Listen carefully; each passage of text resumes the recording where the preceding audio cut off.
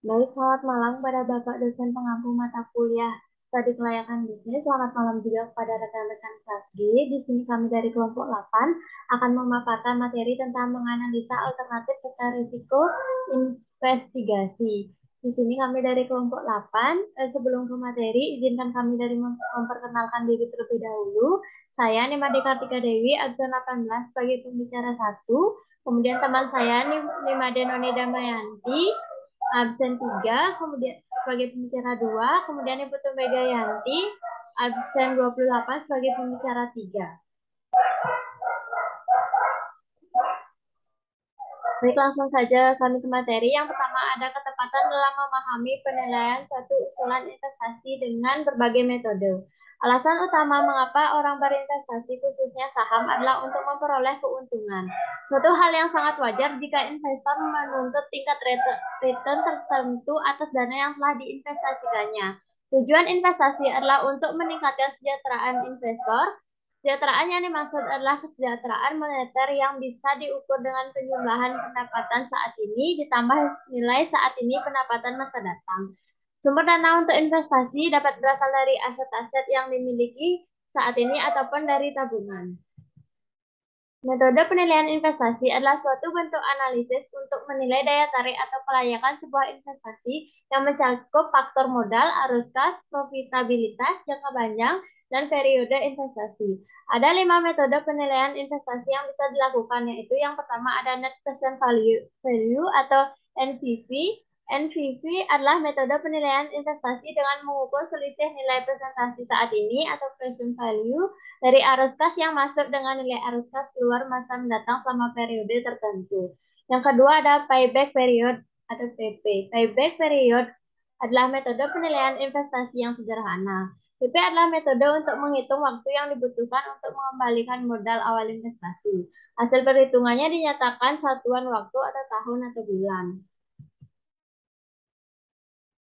Kemudian yang ketiga ada average rate of return atau ARR, disebut juga financial statement atau accounting rate of return. ARR adalah metode penilaian investasi untuk mengukur besarnya keuntungan bersih rata-rata tahunan dari sebuah investasi. Ini memberikan gambaran kepada investor tentang kondisi pendapatan yang diterima selama masa investasi. Yang keempat ada internal rate of return atau IRR. Selain ARR, ada pula Internal Rate of Return atau IRR. IRR adalah metode penilaian investasi yang menghitung tingkat bunga suatu investasi dengan menyamakan NPV arus kas saat ini dengan NPV arus kas yang masa mendatang. Yang kelima ada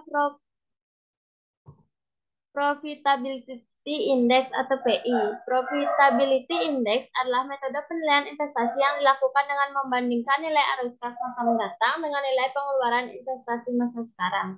Dengan kata lain, PI adalah perbandingan present value atau VV kas masuk dengan VV kas keluar. Baik, sekian pemaparan materi dari saya, dilanjutkan oleh teman saya. Pada pembicara 2, saya persilahkan.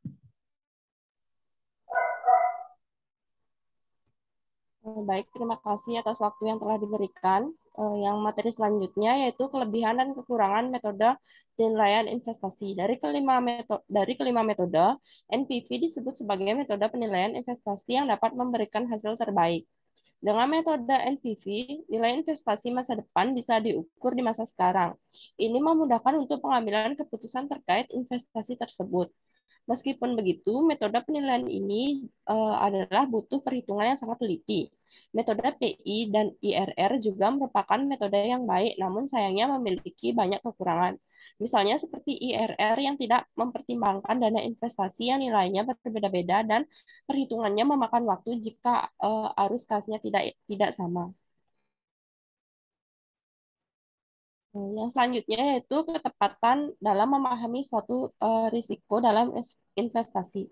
Risiko investasi adalah kondisi di mana investor berpotensi mengalami kerugian dari aktivitas investigasi. Dengan kata lain, keuntungan atau imbal hasil yang diharapkan dari investasi tidak sesuai. Dalam hal ini, risiko investasi berbanding lurus dengan imbal hasil investasi. Jika keuntungan investasi tinggi, maka risikonya tinggi. Begitupun sebaliknya, apabila keuntungan investasi rendah, umumnya risiko pun rendah. Adapun 7 jenis risiko investasi sebagai berikut. Yang pertama ada risiko pasar. Jenis jenis pertama dari risiko investasi adalah risiko pasar, yaitu adanya fluktuasi atau naik turunnya nilai aset di pasar. Hal itu diakibatkan berubahnya da, diakibatkan dari perubahan sentimeter pasar keuangan seperti obligasi dan saham. Risiko likuiditas. Jenis kedua dari risiko investasi adalah risiko likuiditas. Risiko ini timbul dari kesulitan tersedianya uang tunai dalam suatu periode waktu. Hal itu dapat terjadi apabila pihak pengutang tidak bisa menjual asetnya karena pihak lain tidak ada yang berminat membelinya di pasar. Yang ketiga ada risiko negara. Jenis ketiga dari risiko investasi adalah risiko negara atau politik. Risiko ini erat kaitannya dengan aktivitas dan kondisi politik negara. Hal ini juga berkaitan dengan perubahan perundang-undangan yang berpengaruh terhadap perekonomian negara. Yang selanjutnya ada risiko bunga. Jenis keempat dari risiko investasi adalah risiko suku bunga. Peningkatan suku bunga merupakan penyebab dari menurunnya nilai relatif aset berbunga seperti obligasi atau pinjaman. Meskipun suku bunga meningkat, hal itu membuat keuntungan investasi dan nilai obligasi berbunga akan mengalami penurunan, begitupun sebaliknya. Yang kelima, risiko inflasi. Jenis kelima dari risiko investasi adalah risiko inflasi atau risiko daya beli. Risiko investasi saham ini adalah inflasi yang mempengaruhi daya beli, lalu mengakibatkan nilai kas dari investasi saat ini tak akan memiliki nilai banyak di masa depan. Hal tersebut juga berpotensi menurunkan daya beli masyarakat karena kenaikan harga rata-rata di atas harga konsumsi. Baik, terima kasih atas waktu yang telah diberikan. Saya lanjutkan ke pembicara ketiga. Terima kasih. Baik, terima kasih atas waktunya. Di sini saya akan melanjutkan risiko valuta asing, di mana jenis keenam dari risiko investasi adalah risiko valuta asing atau risiko nilai tukar mata uang. Risiko investasi jangka pendek ini erat kaitannya dengan fluktuasi kurs mata uang suatu negara terhadap kurs mata uang negara lain. Risiko yang juga sering disebut currency risk ini disebabkan dari adanya perubahan valuta asing di pasaran dan pada saat dikonversikan ke mata uang rupiah tidak sesuai dengan harapan. Yang ketujuh ada risiko reinvestasi, di mana jenis terakhir dari risiko investasi adalah risiko reinvestasi.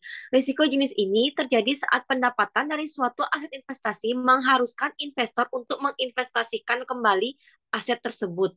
Besar kemungkinan arus kas investasi akan menghasilkan keuntungan yang lebih kecil pasca direinvestasikan ke produk investasi baru.